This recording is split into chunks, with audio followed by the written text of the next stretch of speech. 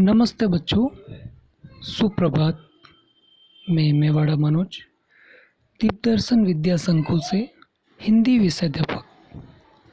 आज हम पढ़ेंगे हिंदी साहित्य कक्षा 8 वसंत भाग 3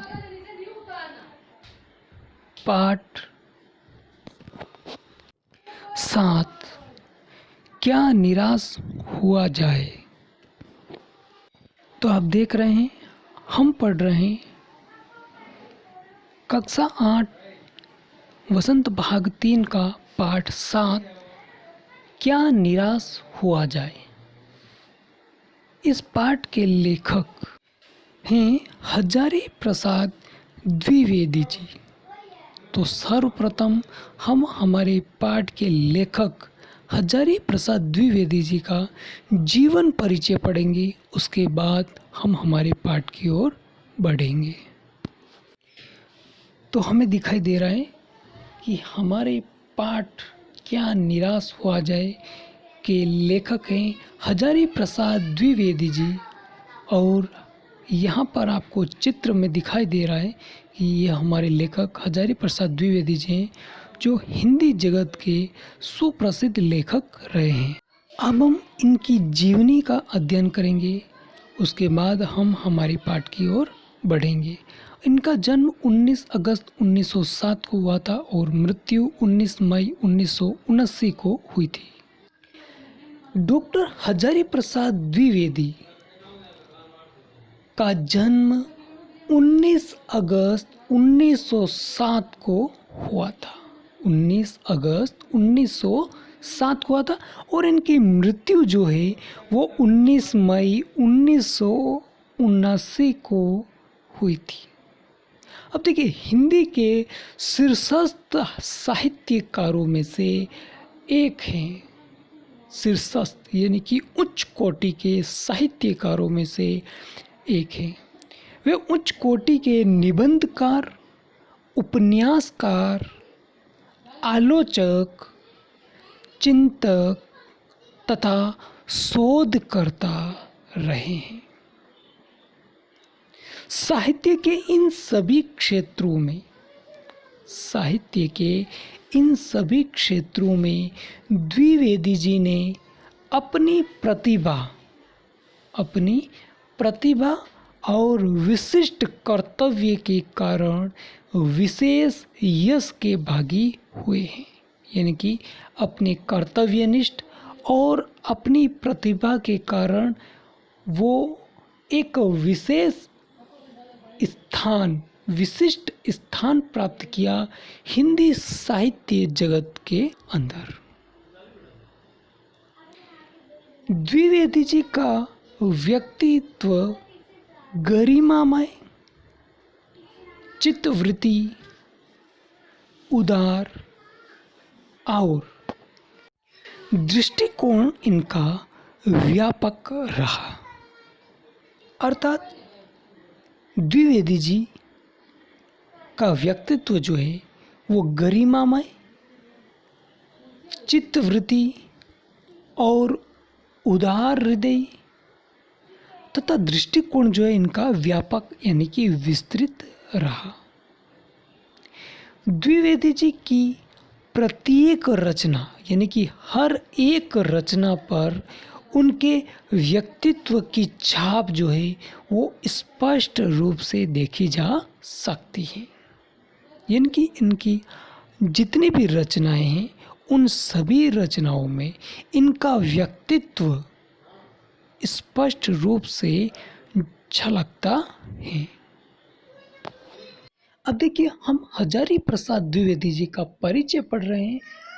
मुख्य जो इनके लेख है वो देखिए, हजारी प्रसाद द्विवेदी जी का परिचय। हजारी प्रसाद द्विवेदी जी का जन्म, जैसा कि हमने पहले बताया कि 19 अगस्त 1907 को श्रावण मास और शुक्ल पक्ष की एकादशी को संवत यानी कि विक्रमी संवत 1964 में बलिया जिले के आरत दुबे का छपरा गांव के एक प्रतिष्ठित सरयू पारीण ब्राह्मण कुल में हुआ था। यानी कि ये ब्राह्मण है और इनका जन्म जो है बलिया ज़िले में, और दुबे का छपरा एक गांव है, उस गांव के अंदर इनका जन्म हुआ था। और देखिए, श्रावण का महीना था, शुक्ल पक्ष चल रहा था और एकादशी थी, और विक्रमी संवत की बात करें हम तो 1964 था।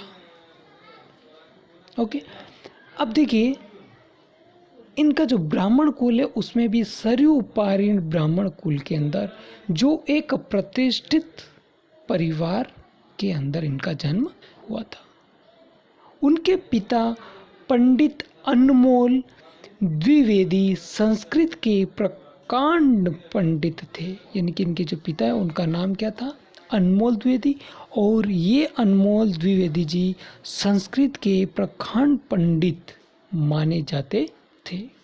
द्विवेदी जी के प्रपितामह यानी कि दादा ने काशी में कई वर्षों तक रह करके ज्योतिष का गंभीर अध्ययन किया। ज्योतिष का गंभीर अध्ययन किया था किसने? दादा ने। कहाँ पर किया था?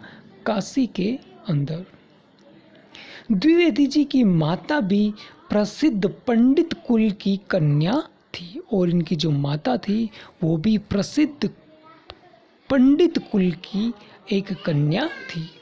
इस तरह बालक द्विवेदी को संस्कृत के अध्ययन का संस्कार विरासत में ही मिल गया था, यानी कि पिता भी पंडित, वो भी संस्कृत के प्रकांड पंडित, माता भी एक प्रतिष्ठित पंडित की कन्या थी। इस प्रकार से उनका बचपन में ही संस्कृत पर विशेष पकड़ रही, और संस्कृत के अध्ययन का संस्कार जो है इनको विरासत के रूप में ही मिल गया था। अब हम हजारी प्रसाद द्विवेदी जी की भाषा शैली की बात करेंगे कि उनकी जो भाषा शैली है वो कैसी थी। देखिए, मुख्य लेख क्या है इनके, तो हजारी प्रसाद द्विवेदी जी की भाषा शैली, द्विवेदी जी की भाषा परिमार्जित खड़ी बोली थी, यानी कि एकदम शुद्ध रूप से खड़ी बोली थी। उन्होंने भाव और विषय के अनुसार भाषा का चयनित प्रयोग किया है, यानी कि जो रचना है उस रचना का भाव क्या है और विषय क्या है उसके अनुसार ही भाषा का चयन इन्होंने किया। उनकी भाषा के मुख्य दो रूप दिखाई पड़ते हैं। पहला रूप प्रांजल व्यवहारिक भाषा, क्या है? प्रांजल व्यवहारिक भाषा, और दूसरी जो है संस्कृत निष्ठ शास्त्रीय भाषा। संस्कृत निष्ठ शास्त्रीय भाषा, ये इनकी भाषा शैली के अंदर दो मुख्य भाषा का प्रयोग इन्होंने अपनी रचनाओं में किया है।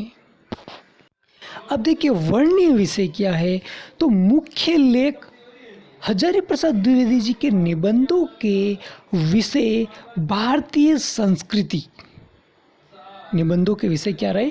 सबसे पहला भारतीय संस्कृति, दूसरा इतिहास यानी कि हिस्ट्री, अगला ज्योतिष साहित्य, और विविध धर्मों और संप्रदायों का विवेचन किया गया है हजारी प्रसाद द्विवेदी जी ने अपने निबंधों के अंदर। वर्गीकरण की दृष्टि से देखा जाए तो निबंध को दो भागों में विभाजित किए जा सकते हैं। यदि वर्गीकरण की दृष्टि से देखा जाए तो हजारी प्रसाद द्विवेदी जी के निबंधों को दो भागों में बांटा जा सकता है। अब देखिए, निबंध का टॉपिक जब हमने हिंदी व्याकरण में पढ़ा था तो निबंध के कितने प्रकार है वो हमने वहाँ पे पढ़े थे। अब देखिए, यहाँ पर निबंध के दो प्रकार हजारी प्रसाद द्विवेदी जी के निबंधों में देखे जा सकते हैं। उसमें पहला प्रकार है विचारात्मक निबंध और दूसरा है आलोचनात्मक निबंध। आलोचनात्मक निबंध और विचारात्मक निबंध, ये हजारी प्रसाद द्विवेदी जी के निबंधों में दो प्रकार स्पष्ट रूप से दिखाई देते हैं, अर्थात विचार की दृष्टि से विचारात्मक और आलोचन आलोचना की दृष्टि से आलोचनात्मक निबंध, ये दो प्रकार स्पष्ट रूप से दिखाई देते हैं। अब हम आगे का परिचय अगले वीडियो में पढ़ेंगे। तब तक के लिए धन्यवाद।